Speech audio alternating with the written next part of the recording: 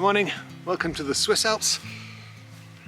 Bad weather today, crazy high winds up top mean all the pistes, or a lot of the pistes and the lifts are closed, so taking the chance to take a walk with the dog, staying low, walking through the trees, and try and get some photos of the winter wonderland, and maybe try and use the snow that's falling in the images.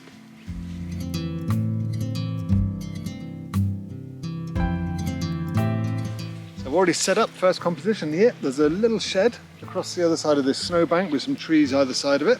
It's one of these old sort of farming huts, which I guess they would have kept the animals or the grain or something in at one point. It's quite a nice contrast between the white of the snow and the cool texture of the dark wood in the hut. I really like it. And then as the snow is falling, the shutter speed I've got when I just leave it, let's have a look, on f8.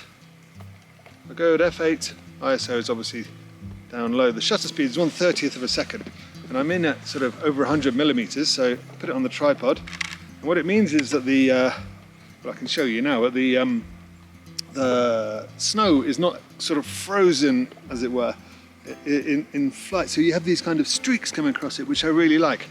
So I'm going to try and use those. At 1/30th of a second though, the streaks are kind of long. I'd like to give them the snow a little bit more definition. So what I'm going to do is open up the aperture a little bit more. We're going to f5.6, focus on the hut, and take that photo again.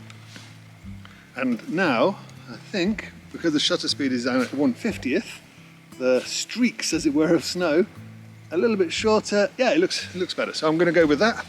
And yeah, here you go. Here's the first image.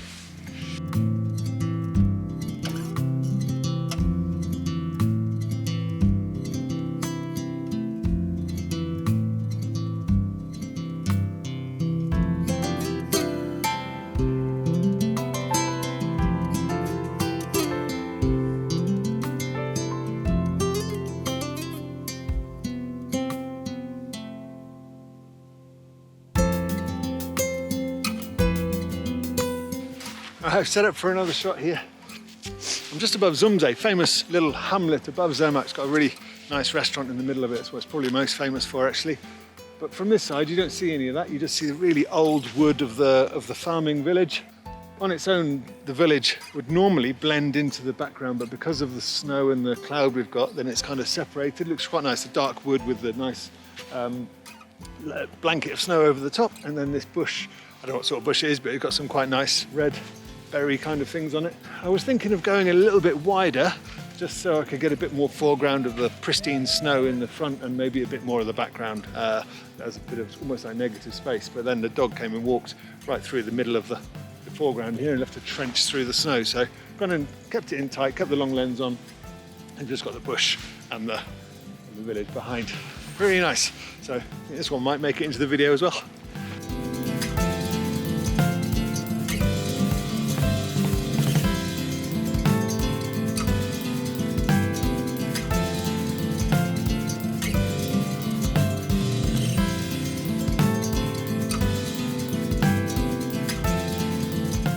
While we're out in the snow, Laffer seems to enjoy playing around, and as long as I've got some treats to give him, then he's a pretty willing model.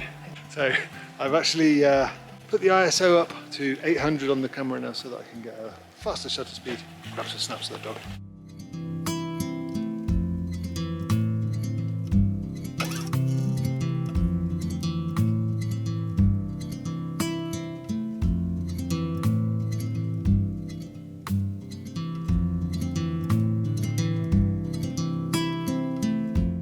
So, I'm not sure if this photo is going to work or not, but there's some trees I've seen several times when I've been walking by here.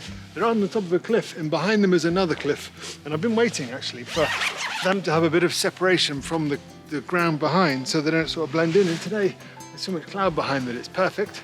So I know it's going to be a portrait orientation photo, and I'm just not sure whether I'm going to put the trees at the top of the photo with the cliff down below them, or whether I'll put the trees at the bottom of the photo with some negative space of just the cloud above them. I'll definitely take both, and the one that I like is the one that you're going to see now.